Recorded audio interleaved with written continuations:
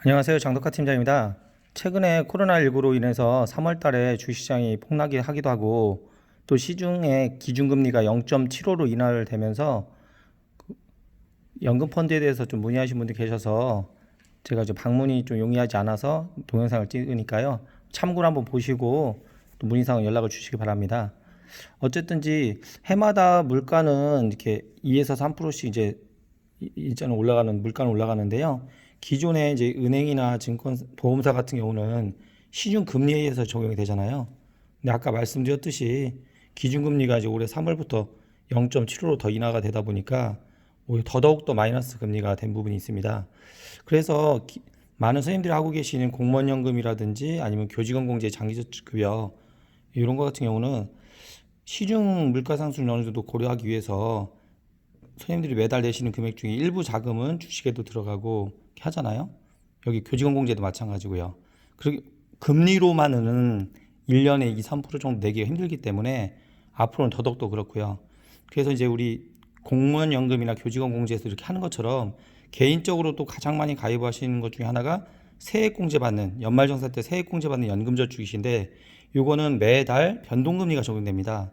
근데 옛날에 뭐 90년도 때 이자 높았지만 점점 2000년도 이후부터 점점 이율이 하락하기 때문에 나중에 선생님들이 연금 받으실 때 되면 받을 수 있는 연금액은 거의 이제 원금 받은 수준 정도 될 거기 때문에 지금 가입하고 계신 연금 저축 있으시다면 꼭 점검을 받으시고 안내를 받으시는 게 좋습니다. 그래서 물론 세금 혜택을 보기 위해서 다른 것보다도 연말정산 때 세금 혜택 보기 위해서 가입하신 건 맞으시지만 요거는 1년에 한 번씩 세액공제로 13.2%를 환급을 이렇게 받으시고 그리고 나중에 연금 받을 때 연금세 5.5% 냅니다. 근데 이거는 원금 플러스 이자에 대해서 총 금액에 대해서 5.5% 세금을 내시는 거기 때문에요. 해마다 세액공제를 받으시고 내셨기 때문에 그나마 지금 근무기간에는 혜택이 있지만 나중에도 세금을 내시게 되면 뭐 조삼모사라고 말씀하시는 분도 계시긴 한데 그래도 어쨌거나 현재 돈의 값어치가 더 높기 때문에 지금 혜택을 먼저 보시고 나중에 연금으로 수령하시는 게 가장 이상적인 방법이고요. 연금으로 안 받으시고 한 번에 목돈으로 그냥 해약해서 더 받으시게 되면 16.5%를 내게 되기 때문에 오히려 손해가 납니다.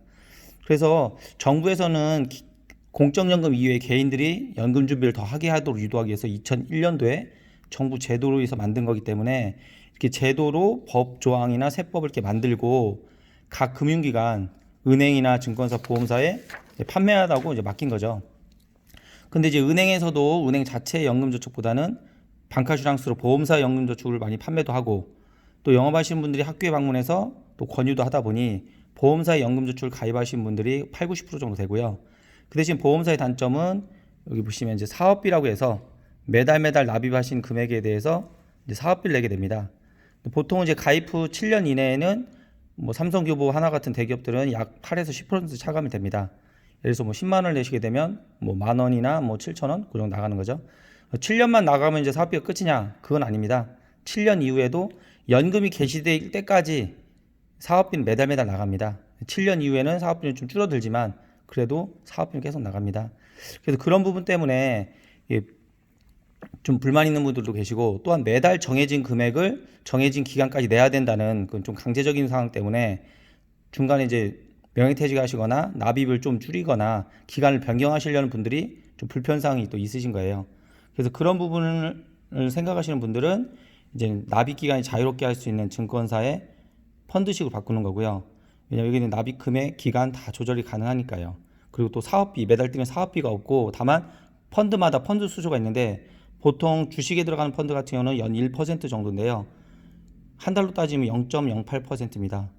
수수료가요. 그러다 보니 보험사와 차이가 좀 많이 나고요. 그리고 또 펀드라고 하면은 위험하다고만 생각할 수 있는 분들도 계신데 주식형 펀드도 있지만 주식에 하나도 투자하지 않은 채권형, 채권에만 들어가는 그러니까 국공채가 됐던 회사채가 됐던 100% 국공채에 들어가는 펀드도 있습니다. 그래서 완전히 보수적이신 분이라면 채권형으로 돈을 많이 넣어 놓으시면 되고요. 또 여러 개 펀드를 만들어 놓으셨다가 상황에 맞게 이렇게 변경이 가능하시기 때문에 그런 편리성적인 부분 때문에 저는 많이 안내를 해드리는 거고요. 아까 말씀드린 보험사의 구조가 자체 같은 경우는 이제 사업비를 띄고 돈이 들어가고 시중 금리가 계속 살아가기 때문에 수익률을 저조할 수밖에 없습니다. 그래서 예를 들어서 매달 10만 원씩 나가게 했다 그러면 사업비를 차감하고 9만 원에서 9만 3천 원이 들어가서 이 돈에 대해서 연 몇 퍼센트 이자가 쌓이는 겁니다. 그러다 보니 보험회사 구조는 가입하시고 한 6, 7년 정도, 최소 7년 정도 돼야 원금 정도가 되는 겁니다. 수익 구조 자체가 이렇게 가입하자마자는 계속 마이너스여셨다가 한 대략 7년 정도, 8년 정도 돼야 원금이 되는, 이게 이제 보험사의 구조거든요. 근데 이제 금리가 자꾸 하락하다 보니 예전에는 가입하고 한 6년 정도에 원금 떴는데 점점점 금리가 하락하다 보니 이제는 뭐 8년, 9년 이렇게 자꾸 늦어지는 겁니다. 그래서 그런 부분 때문에 이제 신문 기사에서도 이렇게 보험사 연금저축이 은행의 저축 예금 후 적금보다도 수익이 낮다라고 이런 기사가 나오는 거고요. 그래서 뭐 어떻게 하시기 전에 먼저 내가 가입한 상품이 제대로 되고 있는지 또 이자가 붙고 있는지 향후에 얼마의 연금을 수령할 것인지 이런 부분에 검토하실 필요가 있으신 거고요. 최근에 또 미국의 주가, 전 세계 주가나 미국 주가 다 폭락을 하면서 많은 분들이 이제 펀드 쪽으로도 관심을 가지시는데요. 저 같은 경우는 2018년 10월 미중 무역 전쟁 때, 요때 코스피 폭락할 때, 요때 미래에셋 연금 펀드로 옮기면서 주변인 선생님들한테 권유를 이제 하기 시작했고요. 최근에 또 코로나로 폭락은 했지만 다시 또 회복은 지금 하고 있는 중이고요.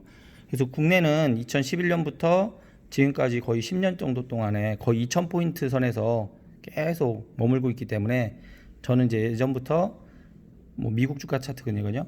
2011년부터 20년까지 계속 상승하다가 최근 코로나 때문에 2달간 폭락을 했고요.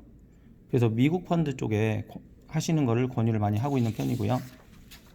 요거는 요 계약 이전 제도라는 게 이제 증권사나 보험사, 은행에 가입한 연금저축을 손해 없이 이동할 수 있는 제도인데, 요 계약을 이전할 수 있다는 제도가 있다는 것도 모르시는 분들이 많이 계셔서 제가 제 걸 먼저 이전하고, 그때 이제 2018년도 10월에 제 거 이전하고 제가 가입했던 하나생명의 연금저축 요것도 캡처해서 안내 자료를 만든 겁니다.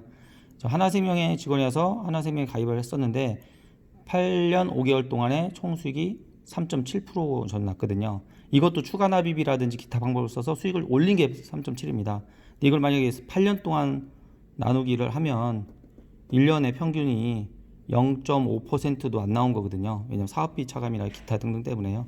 그래서 제가 가입한 거를 자료를 토대로 해서 해약이 아니라 실제 내 보험회사에 들어있는 돈, 실제 내가 들어있는 돈, 그러니까 납입하신 원금은 이렇게 되지만 뭐 이자 붙어서 실제 들어있는 돈이 그대로 넘어간다. 그에 대한 자료입니다. 실제 해약을 하게 되면 기타 속세, 아까 말씀드렸던 16.5% 기타 속세를 차감하기 때문에 이렇게 뭐 956만 원 요 정도밖에 안 됩니다. 이게 넘어가는 게 아니라 이전은 이렇게 이 돈이 그대로 넘어가는 겁니다. 그래서 현재 가입하신 연금저축이던 기타 보험회사나 저축이나 뭐 은행의 상품이나 펀드나 가입하신 것에 대해서 상담이 필요하신 분은 연락 주시기 바랍니다. 이상 마치겠습니다.